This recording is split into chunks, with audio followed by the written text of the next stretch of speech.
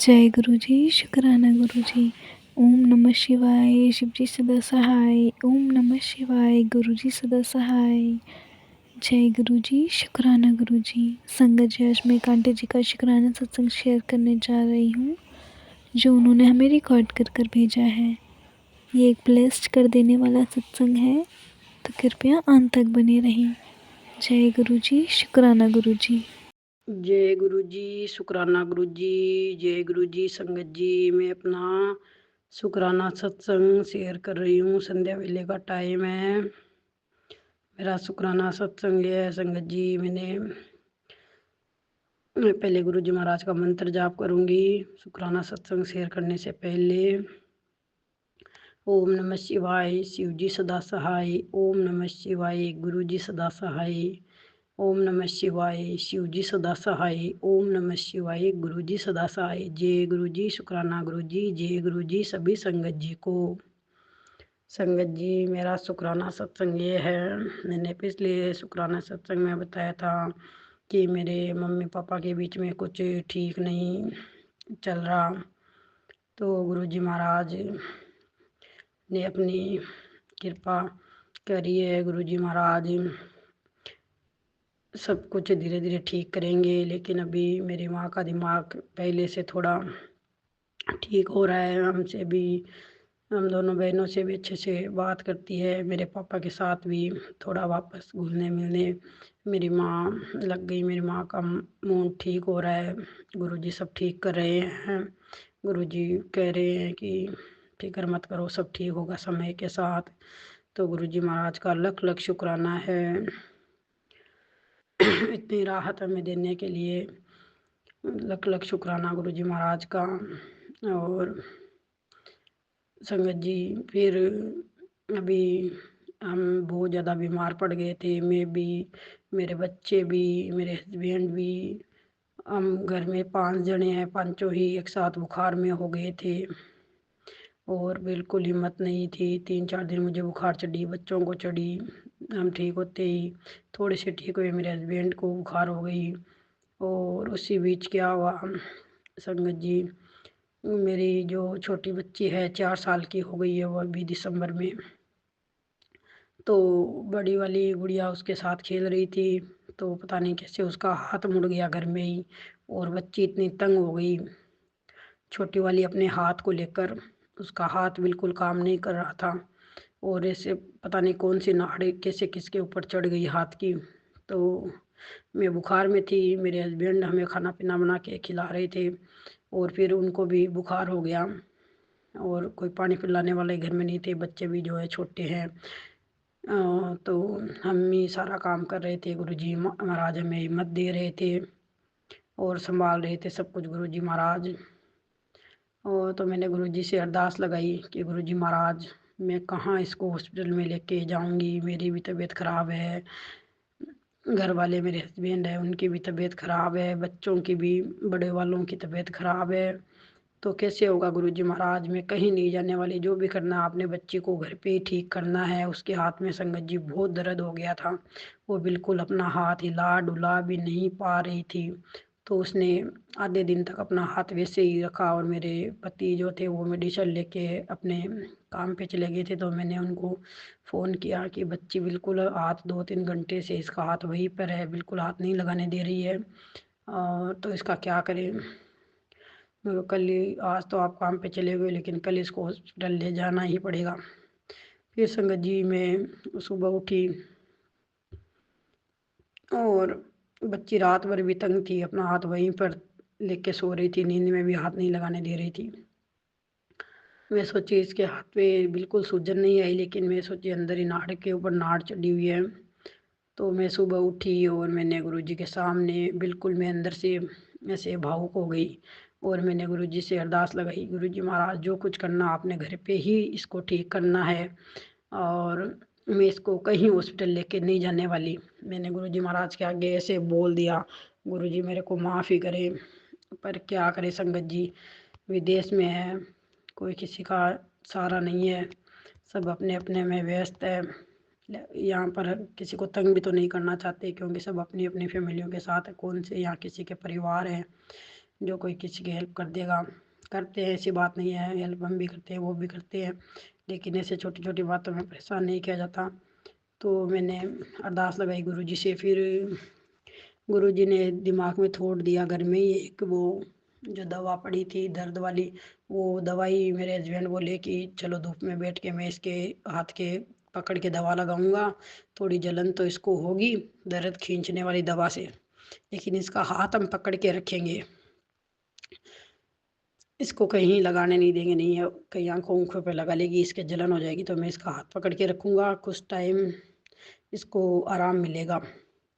तो संगत जी, जो चीज़ हमारे माइंड में ही नहीं थी, मेरे पति के माइंड में नहीं थी, बच्चों के भी माइंड में नहीं थी, और मेरे भी बिल्कुल माइंड में नहीं थी, हमारा बस यही था कि ये दर्द वाली दवा है, इसको लगा के इसका हाथ पकड़ के रखेंगे।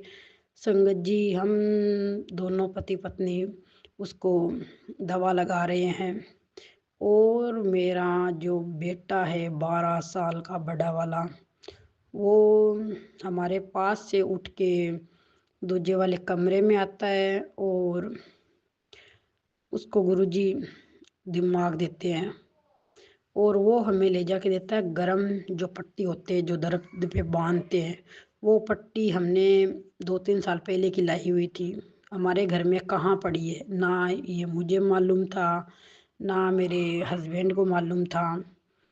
वो जैसे ही हमने दवा लगानी शुरू करी, मेरा बेटा 1 मिनट भी नहीं लगा था, और जहाँ हम बैठे दवाई लगा रहे थे उसी जगह पे मेरा बेटा हमें गरम पट्टी ऐसे अपने चुपचाप मुंह से वो आगे करता है कि लो इसको मतलब बांध दो। तो मैं इतनी हैरान हुई कि जो चीज़ हमारे माइंड में ही नहीं है, हमने सोचा इसका हाथ पकड़ के रखेंगे, ये कहीं लगा ना ले, ये तेरे दिमाग में कहाँ से आ गई। तो मैं गुरुजी महाराज का बहुत शुक्राना करती हूँ कि देखो कैसे गुरुजी महाराज ने इसको माइंड में ये बात डाली है कि ये गरम पट्टी ले जाके दे दूँ, या गुरुजी महाराज खुद आए हो। गुरुजी बोलते हैं ना, मैं किसी की भी रूप में आ सकता हूँ, बच्चों के रूप में, बाहर वालों के रूप में, घर वालों के बेस में, मुझे बस पहचान लो आप। तो मैं गुरुजी का बहुत शुक्राना करती हूँ कि कैसे गुरुजी महाराज ने वो गरम पट्टी बच्ची के लिए दी।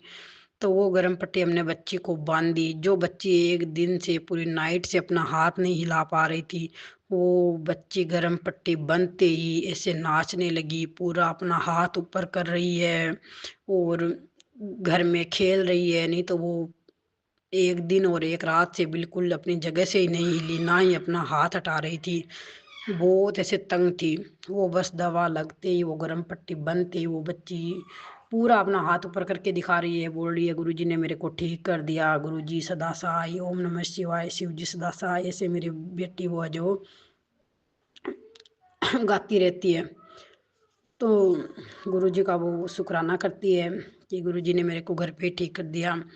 तो फिर हम दूसरे दिन उसकी पट्टी खोली और उसको बोल रहे हैं कि तेरे हाथ को हिला ऊपर कर नीचे कर। वो एकदम आराम से अपना हाथ बिल्कुल एकदम नॉर्मल हो गई गरम पट्टी के बनते ही, और दूसरे दिन बिल्कुल ठीक एकदम।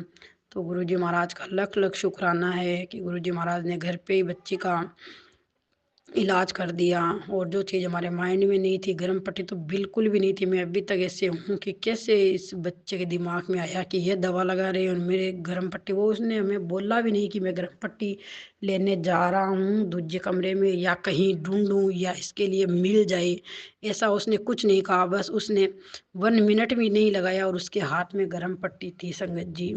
तो गुरु जी महाराज का ये बहुत लख लख शुक्राना है। और गुरुजी महाराज ने, जब हम बीमार थे तो गुरुजी महाराज ने मेरे को बहुत ऐसे बीमारियों से रिलेटेड मेरे को सत्संग सुनाए, और बहुत गुरुजी महाराज ने हिम्मत बख्शी। और गुरुजी महाराज ने बहुत अच्छे मेरे को ड्रीम दर्शन भी गुरुजी महाराज देते हैं। अभी संगत जी मेरे को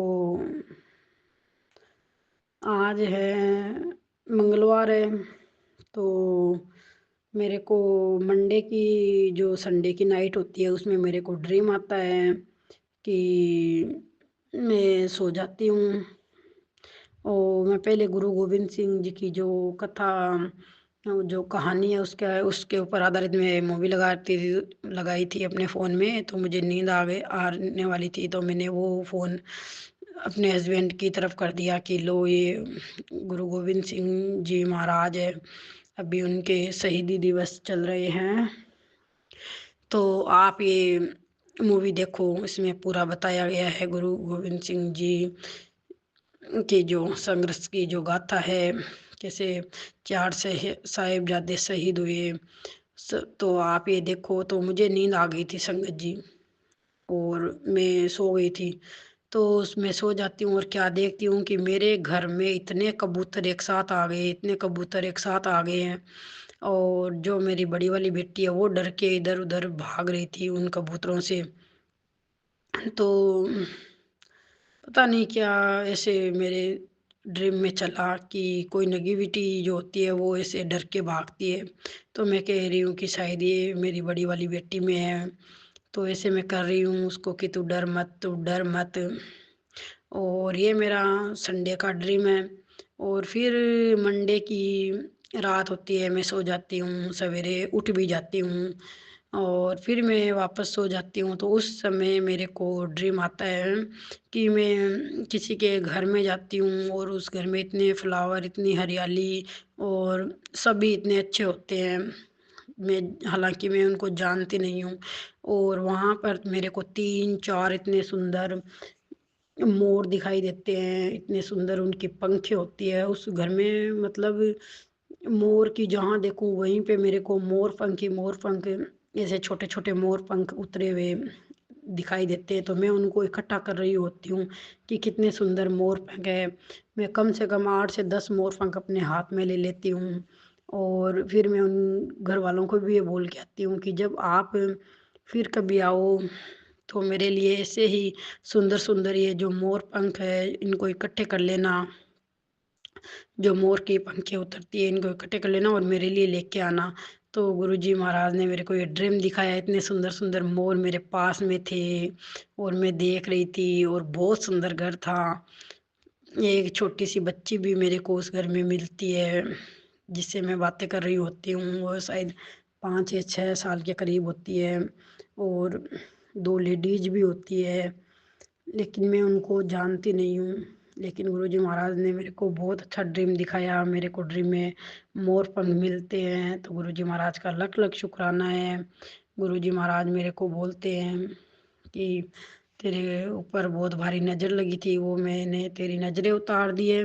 और संगत जी, क्या होता है, जब मैं आजकल जोत लगाती हूँ गुरुजी महाराज की, जब भी कोई बुरी नज़र लगी होती है तो उस दिन मेरा पूरा जो दीवा होता है वो पूरा काला हो जाता है।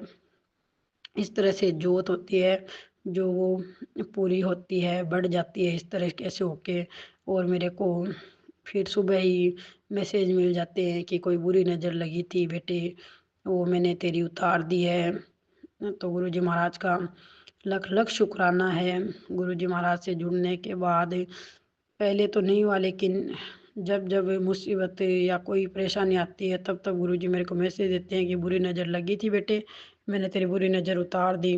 तब तब मेरा दीवा इतना काला हो जाता है, मैं सोचती हूँ कि मैं तो कोई तेल का दीवा भी नहीं जलाती, घी की दीवी जलाती हूँ, तो ये कैसे काली हो जाती है, क्यों हो रहा है ये सब।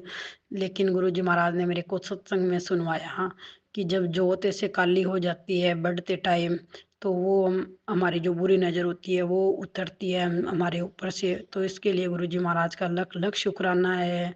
सत्संग में बहुत से हमें जवाब मिल जाते हैं। तो गुरुजी महाराज का कोटान कोट शुक्राना है। गुरुजी महाराज ऐसे ही अपनी मेहर बनाए रखना, सारे संगत परिवार पर बनाए रखना, ते सर्वदा भला करो, सबको अच्छी हेल्थ दो, सबको अच्छा खान पान रखो, सबका अच्छा व्यवहार रखो, ते सर्वदा भला करो, संसार को सुखिया बसाओ। जय गुरु जी, शुक्राना गुरु जी। जो संगत जी मेरा सत्संग शेयर करते हैं उनको भी हमेशा अच्छे से अच्छा रखना गुरु जी महाराज। जय गुरु जी, शुक्राना गुरु जी, राम राम गुरु जी। जय हो गुरु महाराज की सदाई जय हो। जय गुरु जी। शुक्राना गुरु जी, हर पल का शुक्राना। ओम नमः शिवाय। शिव जी सदा सहाय। ओम नमः शिवाय। गुरु जी सदा सहाय। जय गुरु जी। शुक्राना गुरु जी, हर पल हर घड़ी दा शुक्राना। मैंने अगर कोई सत्संग शेयर करते समय गलती करी है तो गुरु जी महाराज मेरे को माफ़ करना, संगत जी मेरे को माफ़ करना। जय गुरु जी। शुक्राना गुरु जी।